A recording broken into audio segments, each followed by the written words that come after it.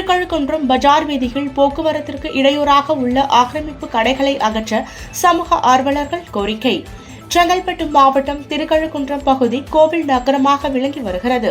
இங்கு வரலாற்று சிறப்பு வாய்ந்த நால்வரால் பாடல் பெற்ற திருத்தலமாக விளங்கும் அருள்மிகு திரிபுர சுந்தரி அம்மன் உடனுரை வேதகிரீஸ்வரர் திருக்கோவில், பக்தவச்சலேஸ்வரர் திருக்கோவில், ருத்ரகோடீஸ்வரர் உள்ளிட்ட பழமை வாய்ந்த சிவாலயங்கள் உள்ளது. இங்கு தினந்தோறும் உள்ளூர் மட்டுமல்லாது வெளியூர், வெளி மாநிலங்களில் இருந்தும் ஏராளமான சுற்றுலா பயணிகள் மற்றும் பக்தர்கள் வந்து செல்கின்றனர். சாலையின் இரு புறங்களிலும் மற்றும் கோவில் மத்தியில் சுவரை ஒட்டியும் 50க்கும் மேற்பட்ட நகைக்கடைகள், துணிக்கடைகள், ஃபேன்சி ஸ்டோர் ஆகியவை என சாலையை ஆக்கிரமித்து கட்டியுள்ளதால் காலை மாலை வேளைகளில் கடும் போக்குவரத்து நெரிசல் ஏற்படுகிறது. இதனால் பள்ளி, கல்லூரி செல்லும் மாணவர்களுக்கு, வேலைக்கு செல்பவர்களுக்கும் அவசர ஆம்புலன்ஸ் சேவைகளும் முற்றிலும் பாதிக்கப்படுகிறது. இதனால் 1998ஆம் ஆண்டு செங்கல்பட்டு சார் ஆட்சியராக இருந்த அமுதா IAS அவர்கள் ஆக்கிரமிப்பு கடைகளை அகற்ற உத்தரவிட்டார். அதனைத் தொடர்ந்து ஆக்கிரமிப்புக்காரர்கள் உயர்நீதிமன்றத்தில் வழக்கு தொடர்ந்தனர். அந்த வழக்கானது 2003ஆம் ஆண்டு உச்சநீதிமன்றத்தில் தள்ளுபடி செய்யப்பட்டது.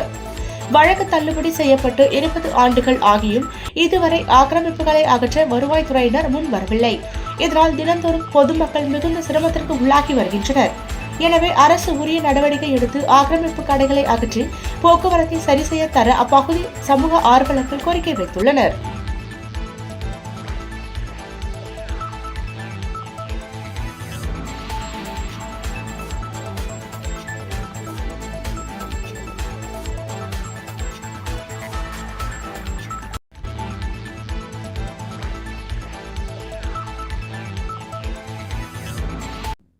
அப்போதுள்ள போக்குவரத்து மற்றும் வாகன நெரிசல் மற்றும் மக்கள் தொகை இதனை கருத்தில் கொண்டு அந்த ஆக்கிரமிப்பு அகற்ற ஏற்பாடு செய்யப்பட்டிருந்தது.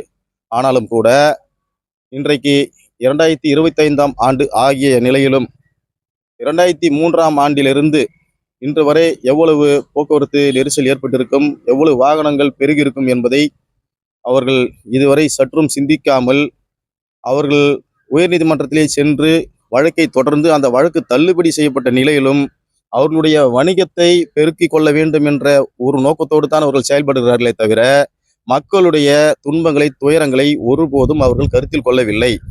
எனவே இந்த உயர்நீதிமன்றத்தால் மாண்பை உயர்நீதிமன்ற நீதியரசர் அவர்கள் அவர்களுடைய மனுவை தள்ளுபடி செய்த நகலை இப்போது இருக்கின்ற கூடுதல் தலைமைச் செயலாளர் மற்றும் வருவாய்த்துறை செயலாளர் திருமதி அமுதா IAS அம்மையார் அவர்களுக்கு நேற்றைய தினம் கடிதம் வாயிலாக இந்த தகவலை அவர்களுக்கு தெரிவித்திருக்கிறேன்.